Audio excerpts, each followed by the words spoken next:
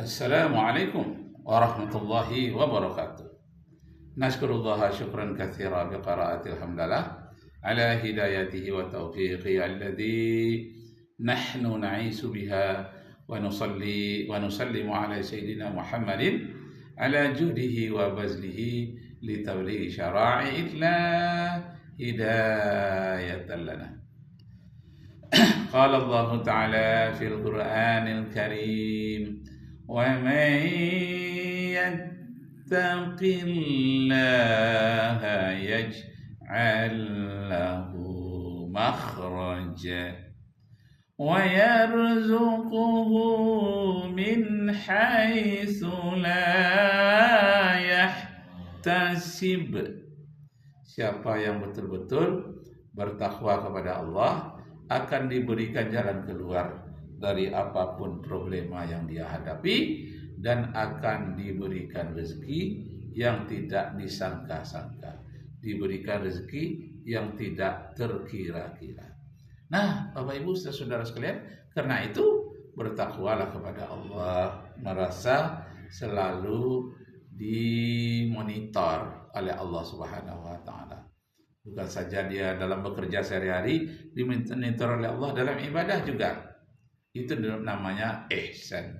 An ta'budallah ka'annaka tarahu fa in lam takun tarahu fa innahu yaraka.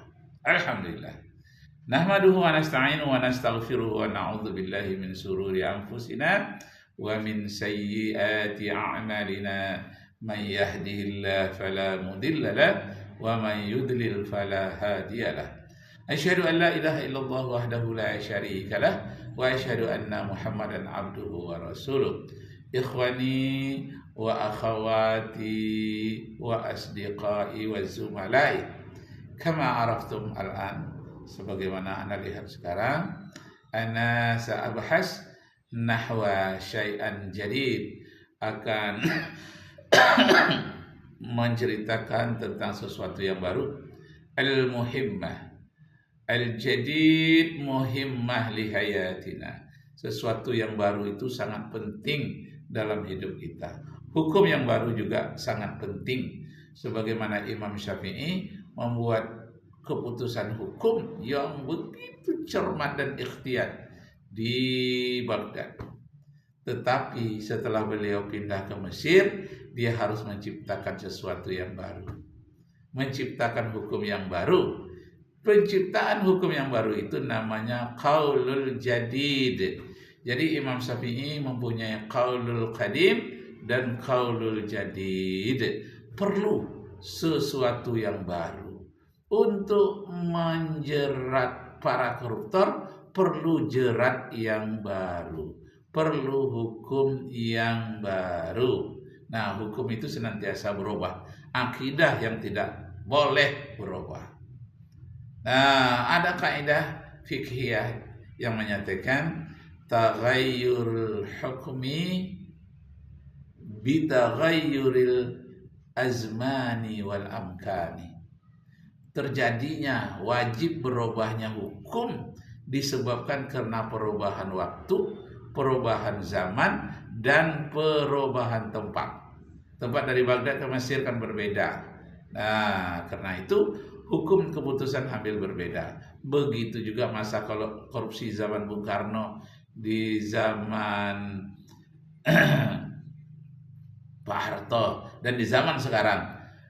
Berbeda cara korupsinya orang itu. Dan penanganannya pun harus berbeda. Ciptakanlah sesuatu yang baru. Qaulul jadid. Ciptakan sesuatu yang baru. Ij'al jadid, dan ciptakanlah sesuatu yang baru. If'al syai'an jadidan, buatlah sesuatu yang baru. Asalkan sesuatu yang baru itu menguntungkan rakyat, tidak bertentangan dengan Al-Quran dan Sunnah. Kan di dalam ayat Al-Quran itu dikatakan ati'ullaha wa ati'ur rasula wa ulil amri minkum. Ikuti Nabi, patuhlah kepada Rasul dan ulama, pemimpin-pemimpinmu, pemerintahmu, pihak keamananmu. Ikutilah dia itu, ciptakan sesuatu yang baru. Nah, harus ciptakan yang baru, karena itu berijtihad. Ijtihadlah sesuai dengan zamannya, ijtihadlah sesuai dengan perubahan tempat dan perubahan waktu. Allahu Akbar. Nah, bagaimana perlu? Panggil Peruri, bikin tanda tangan. Lalu mereka laporkan Peruri minta 500 miliar. Saya kaget, mana mungkin itu mahal. Lalu itu Peruri bilang, karena orang Pertamina minta sama kami bangun sistem baru semua. Ya lu numpang dong sama Peruri, gue bilang. Nah, bikinlah sesuatu yang baru untuk mendapatkan hasil yang baru, karena yang lama ibarat perangkap itu banyak bocornya. Maka buatlah perangkap yang baru. Allahu Akbar. Itu contoh ngeyel buying time. Lalu COVID datang, waktu itu mereka masih nganggap gue teman presiden. Lebih takut. Tapi ketika saya mulai kelas 7 bulan, 8 bulan presiden tidak terima saya. Nah, itulah ungkapan dari Ahok, mantan komisaris Pertamina selama 5 tahun. Dia juga mempunyai ide-ide yang baru untuk menangkap koruptor-koruptor yang baru. Masya Allah.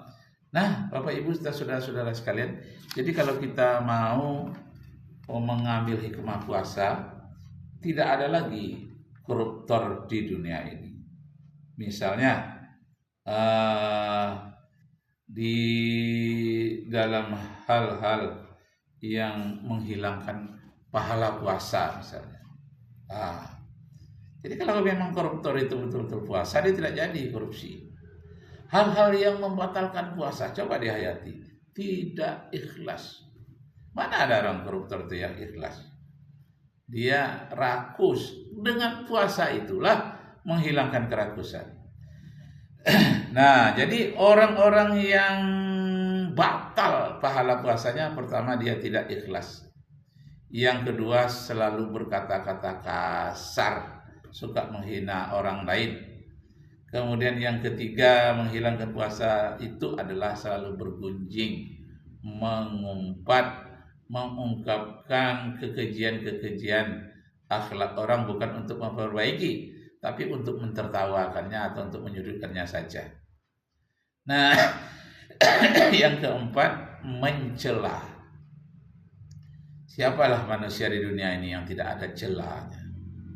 Celah-celah mencela itu ada saja. Di bulan Ramadan, hilanglah puasa orang yang suka mencela. Yang kelima, orang yang suka ghibah. Ghibah ini bergunjing. Banyak orang mengatakan itu pekerjaan wanita pada umumnya. Tapi saya temukan selama 34 tahun saya bekerja di kantor, yang laki-laki justru yang banyak melakukan ghibah itu. Yang bergunjing itu justru laki-laki yang saya temukan. Termasuk saya dipergunjingkan padahal saya ada di tempat itu. Kenapa? Terlindung oleh pintu. Dia tidak tahu, disangkanya saya tidak mendengar. Begitu dia sedang asik ghibah, menyebut-nyebut nama saya nongol, dia tersenyum-senyum saja. Dia ubah pengucapannya, dia ubah kata-katanya, seakan-akan tak terjadi apa-apa. Padahal saya tahu semuanya. Orang menghibah saya di hadapan saya. Masya Allah. Saya adalah Widya Iswara, Kemendikbud RI selama 22 tahun di Provinsi Riau. Nah, kemudian yang keenam yang membatalkan pahala puasa itu ialah suka dusta. Ini dalam hadis dikatakan, innallaha sayati 'alan nasi zamanun la tutaqul ma'isyata fihim illa bil ma'syiyat hatta yukazzibar rajulu.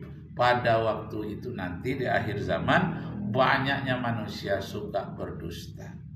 Awalnya dia bergurau, tidak berdusta. Kelama-kelamaan bergurau ini menjadi dusta benar-benaran. Bukan lagi untuk humor, bukan lagi untuk sekedar sedekah gurau, tapi benar-benar dusta. Masya Allah. Yang ketujuh, yang menghilangkan pahala puasa itu ialah saksi palsu, sumpah palsu. Inilah dalam hadis tadi juga dikatakan, sayati 'alan nasi zamanun la tutaqul ma'isyata fihim illa bil ma'syad hatta yukazzibar rajula wa yahlif. Yahlif ini sumpah palsu, saksi palsu, memberikan saksi palsu, sumpah palsu. Jangan lakukan hal itu. Kalau dilakukan, hapuslah pahala puasanya, tidak mendapatkan pahala apa-apa. Kam min shaimin laisa lahu min siyamihi illal ju' wal 'athas. Betapa banyaknya orang-orang yang puasa, dia tidak mendapatkan apa-apapun dari puasanya kecuali haus dan lapar saja. Na'udzubillahi min dzalik. Nah, yang ke-8 menghilangkan pahala puasa itu ialah fitnah. Ciri-ciri fitnah itu adalah kalau orang itu hadir di depan, dia marah mendengarkannya. Itu fitnah itu. Tapi kalau dia tidak marah, itu kenyataan, itu bukan fitnah. Kalau fitnah ini, kalau dia tidak ada, disebutkan ketika dia ada, dia akan marah kalau dia mendengarnya. Itu fitnah. Dan dia tidak melakukan, tapi dikatakan dia melakukannya. Itu fitnah.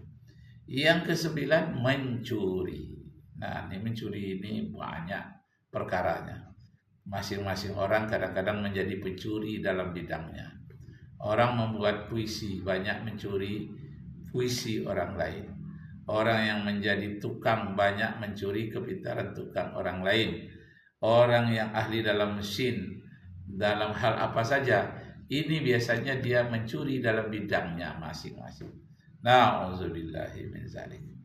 Yang ke-10 adalah melakukan berbagai-bagai maksiat. Semenjak dari maksiat kecil, apalagi maksiat yang besar. Mata saja harus dikendalikan. Waghdud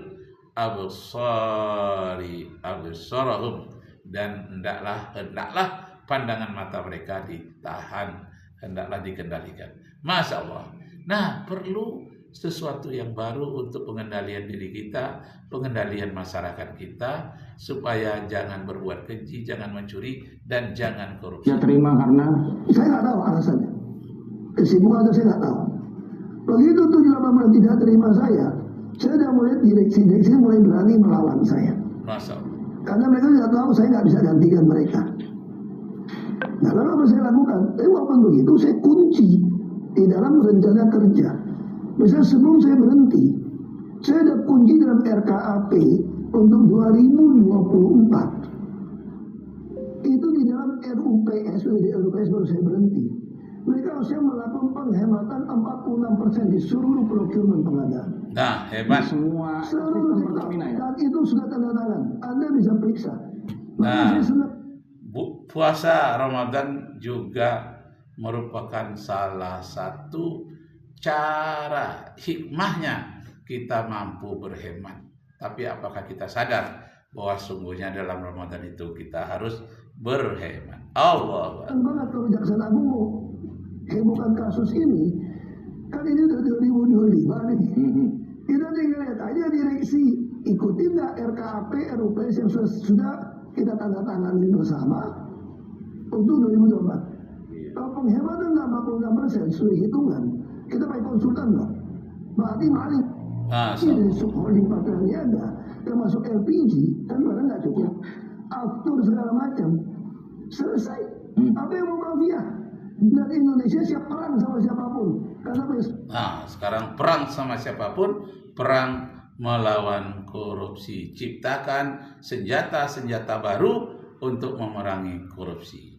Arju minkum afwan in wajadtum fiha khata'at.